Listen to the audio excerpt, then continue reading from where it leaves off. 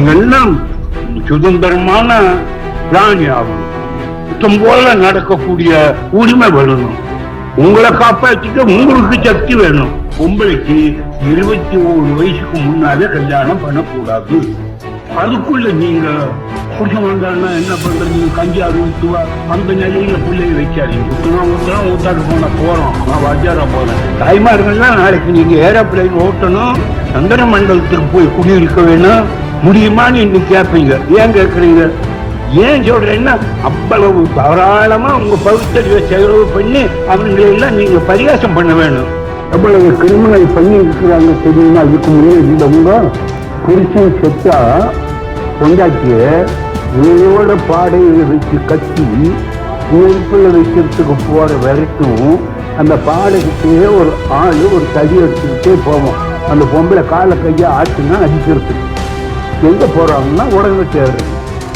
50% பெண்களுக்கு உத்தியோகம், 50% ஆம்பளை. நம்ம நாட்டுல 100 பொம்பளைங்க ஒரு ஆபீஸ்க்கு வந்து 100 பேர் உத்தியோகத்தில் இருந்தா 50 பேர் இருக்காங்களான்னு கேட்கணும். இல்லாவிட்டா அதை போடுன்னு சொல்லணும். அப்ப பெற்றவங்களுக்கு ஆண் இருந்தாலும் பொண்ணு இருந்தாலும். இப்போ ஆம்பளை தான் உத்தியோகம் பார்க்கறான், பொம்பளை தான் வீட்டுல இருக்கிறான். அதனாலேயே நமக்கு ஆம்பளை பிள்ளை ஒண்ணு வேணும்னு தோணுது. அவன் சம்பாதிக்கணும் அவன் என்ன தோணுது. இதெல்லாம் இதுதான். அதனால நாம நிக்கோலைஸ் பண்ணிட்டா உத்தியோகத்தை ஆளுக்கு சரி பகுதின்னு கொஞ்சம் அப்போஸ் பண்ணுவாங்களே. ஏன் எப்படி அப்போஸ் பண்ண ஆளு? இப்ப எப்படி நீங்க தான் அப்போஸ் பண்ண முடியும்? உங்க மகளுக்கும் உங்க தங்கச்சிக்கும் உத்தியோகம் வரும்போது நீங்க அப்போஸ் பண்றீங்க. சட்டமே போட்டோமே. இப்ப ஆஜராவில் போட்ட மாதிரி 50% பெண்களுக்கு உத்தியோகம் ஒதுக்கி வைக்கணும். இன்னொருத்தன் வீட்டை போட்டு போல அடிமைத்தனம் வேற இல்லை. நான் டாக்டரா போனேன், நான் தாழ்ந்தாரா போனேன், நான் பழைச்சா போனேன்.